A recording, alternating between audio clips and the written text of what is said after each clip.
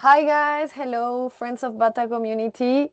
It's super cool to have you all here in one of our first master classes of the year with our partner in crime, Adrian Escabias, representing Atico Lab. Adri is our main contact person and partner here in Spain. And with Adri, we run our flagship events that are called Founders of Tomorrow on a quarterly basis, where students from all around the world that live in Barcelona come and learn how to pitch. Adri is an investor. I will leave the floor to him to introduce himself. And today he will be giving us a master class on what not to do when starting as an entrepreneur. Hi, Cool. Adri. Hello, everyone, and welcome. If you are thinking about starting your own business, today's session is going to save you time, money, and a lot of headaches. We will cover the most common mistakes new entrepreneurs make and how to avoid them. Just to give you some context, I've been investing in startups since 2015, and over the past 6 years, I've also helped founding teams to raise capital and connected with investors, carefully selected opportunities. So I'm going to share the super presentation. Okay, let's go for it. Yeah. Yeah, What not to perfect. do when you become entrepreneur. We want to see the first five mistakes. Okay, that is choosing the wrong co-founder, skipping market validation, scaling too quickly, mismanaging cash flow, and ignoring customer feedback. So go for it. The first one, okay, choosing the wrong co-founders. The founding team is the best single predictor of success in early stage. What we want to see if we are investors is a good team, super good connected, okay, and diversified profiles. Okay, we don't want the same repeated profile.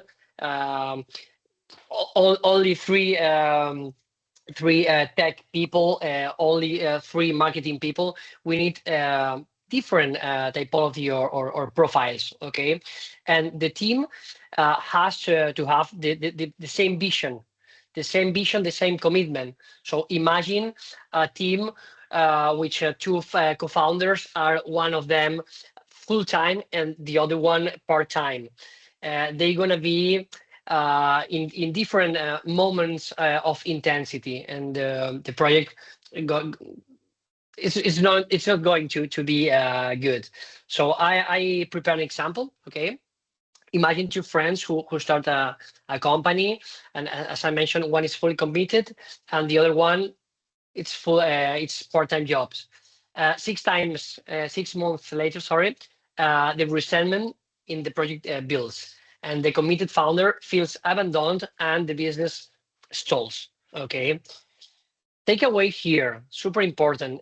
Choose co-founders like you would choose a life partner.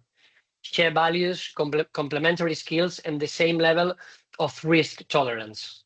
Okay, it's super important. Yeah, I want to say that it's not your friend, it's your partner in life, because you are going to pass a lot of time with this person, creating a company, creating an adventure. So you're going to pass a lot of time. Yeah, tell me, Valentina. That I think like it's like love, no? At the beginning, everything things so seems so cool and perfect, and you think they are gonna be great partners, but at the end, like after time and working, you start realizing that it's not really working. But after a long time, do you have any tips to like forecasting or anticipating like that a partner could be good or bad? After passing the like falling in love part. My first tip is you need to pass time with this person before create the company, the adventure. You need to know how is this person or this team. You need to feel these connections, these good connections, and you want to go uh, for launching this project with these people. For the reason we need to pass time. I don't know, coffees, cokes, passing time with these people and trying to go deeply to them. Okay, knowing about their lives, hobbies, because we need to be aligned in values. Again, that's it. That's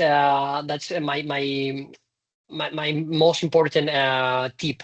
You need to pass time with the people. Okay. In my case, that I'm investor, always I'm asking, where and how did you meet? Okay, at the university, at your first job, or I don't know, in a hackathon, for example. So the context is super important to know how the teams were created. You know. Okay. Second one is keeping market validation. Okay. Many founders fall in love with the idea, with the solution. Yeah, I'm super convinced that it's gonna be real. Okay, but without validation, the risk is too high. So how to validate?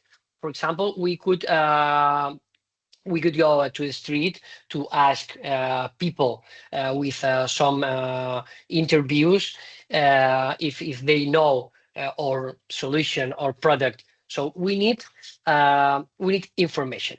Okay, a lot of information. For Can you example, tell your exactly? Can you tell your favorite tools for market validation? Like, how do you do market validation? yeah, actually, I'm using LinkedIn with some pictures with call to action, and the call to action launch you to a formulary. Okay, a formulario. It's made it by Typeform or Google Forms. Google Forms, it's free, and I'm asking some questions like, okay, in many startups, did you invest? Which is your ticket size? If I'm trying to obtain information from other investors, for example. So I need to collect data. Okay, for example, in this case, it's super clear. A startup builds an app for dog owners to schedule play dates. After investing 100K in development, they discover most dog owners already use WhatsApp groups. So uh, they are using WhatsApp, so they don't want to download another Mhm. app. They are not going to use your super doc app. So, So so you need, how would you have done market validation in this case? yeah, in this case, previously the launch, we should go to the market. What is the market? Friends, family, random people. Okay, physically or by online, trying to collect this data, okay, trying to ask them before, okay, you have a dog. If, if they say no, they don't, they are not or target audience. If they has dog, okay, then we need to talk to them and ask, okay, which is the app that are you using to schedule play dates? If major part of them answer as I'm using WhatsApp. Okay, so here we have the answer. The answer or the answers are in the market. For the reason we need to go and ask a lot of things. Okay, okay, by WhatsApp, and you wanna download another app if I offer you for free, for example, and people could say yes, no, why? I'm using WhatsApp. I'm okay. Okay, so here the takeaway is test the problem before the product, run surveys, pre-sell, or build a simple landing page to see if people would pay. Number three is scaling too quickly. Okay, growth before product market fit can be fatal. Expanding teams, expanding a lot of money in tech, trying to scale. What is scaling? Scale is when we have our product or service validated, and we want to uh, put this product or service in another market. Okay, and sometimes people prefer to open uh, another cities, another countries before validating their first city or Adri, country. Their can you first, please confirm or explain what is product market fit? yeah. Product market fit is when we have people, customers, who are ready to pay for our product or service. Okay, when others um, pays for what we are doing for our solution, okay, we are validating. We have a product market fit. Okay, the market it's fitting with us. That's the meaning. Okay, but could be possible that the market it's in our city, in Barcelona, for example, and there is not a market in Madrid.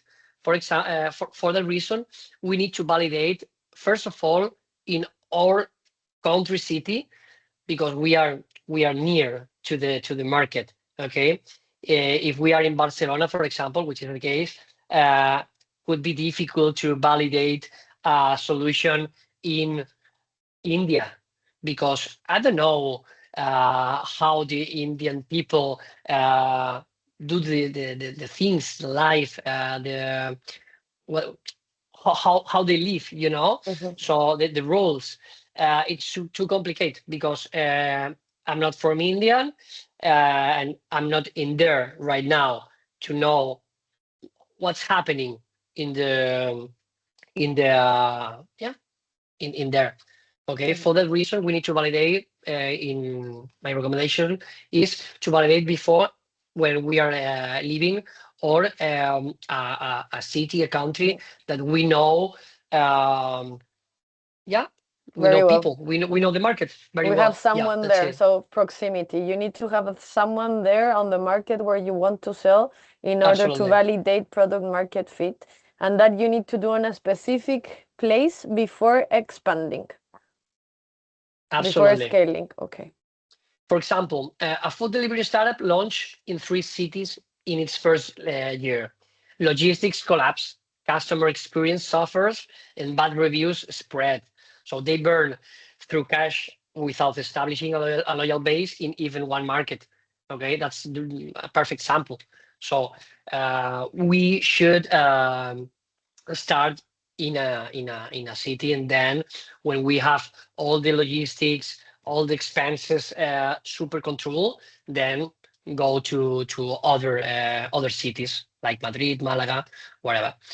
Okay, takeaway: choose one market or one customer segment first. Once you are profitable or at least repeatable in one place, then scale. Okay, So like quality over quantity, because I guess always. entrepreneurs get ambitious and like get opportunities, and they're like, okay, yes, why not? Let's go here and there. But first, you need to be secure that there is a X amount of people buying your product in a specific place before expanding to new locations or launching sub products, etc. That's it. That's it. Okay, number four, mismanaging cash flow. Okay, startups don't usually die because idea is bad. They die because they run out of money. We need money to become a reality or project or Can you product. can you say Yeah, what is cash flow? cash flow is the money that we have in the bank from our company. Okay, this cash, this money. We need money to expand in marketing, in people, okay, in salaries, or in tech and solutions like um, Gmail, for example. It's a cost too. And Gmail, G Suite, it's a Google cost. Um, Sales tools like HubSpot, I don't know, different costs that we have. So we need to manage quite well the cash flow, the money. So in early stage, founders underestimate expenses.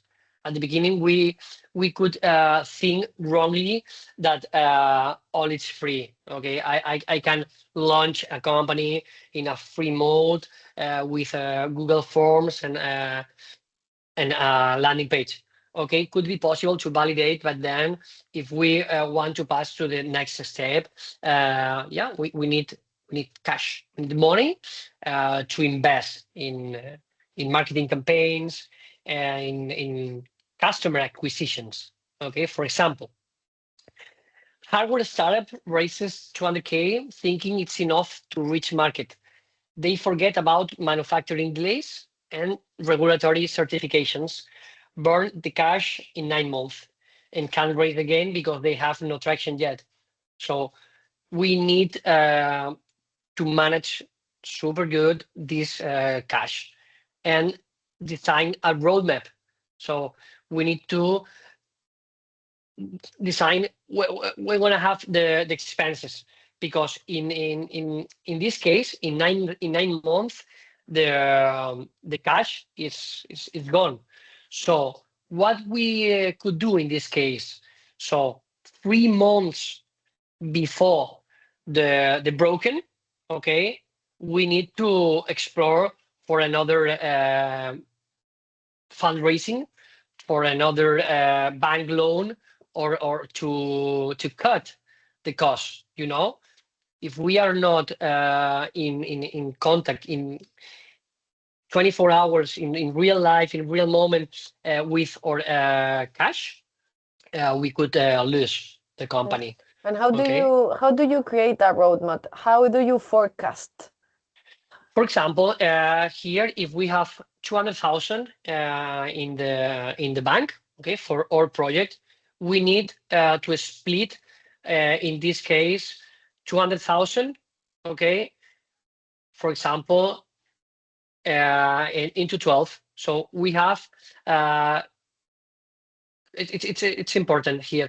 If we want to have a runway is the duration for 1 year, for example, okay, it's 12 months. So we need to split this 200,000 into 12 parts. So we have 16 euros per month. Valentina? Yes. Yeah, yeah, yeah. I'm just it's complicated this part of forecasting when you get the money, but the important is that what you put in the previous slide. Can you go back? Yeah. I guess for students the important is The Müller early takeaway. stage. No, no, early stage. The one before.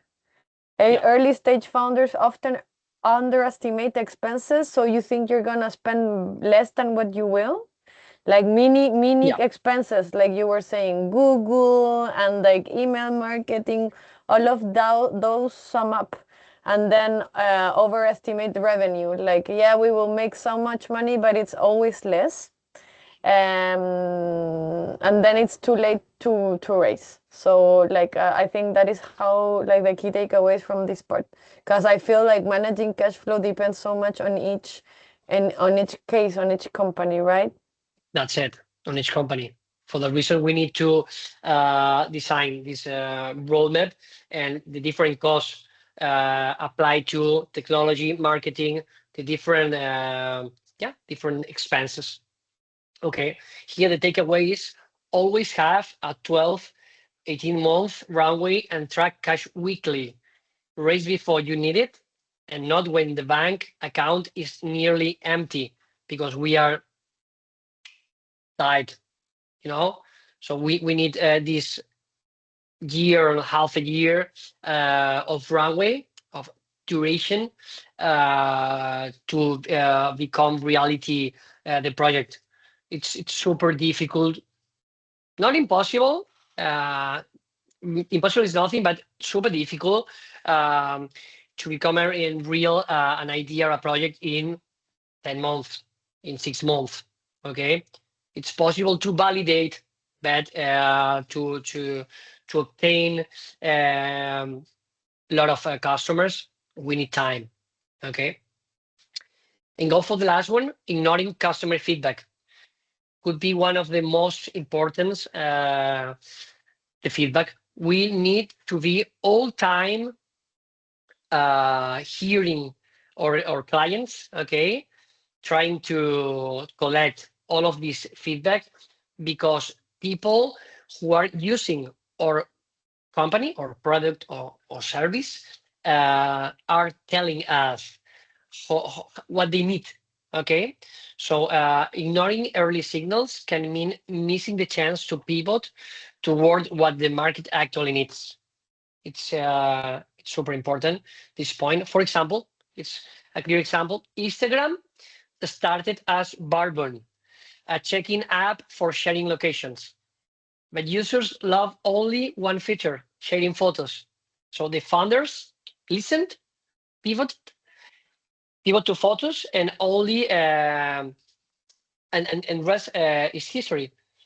What's the meaning? So they launch an app for sharing a lot of location things, whatever, but people prefer to share photos.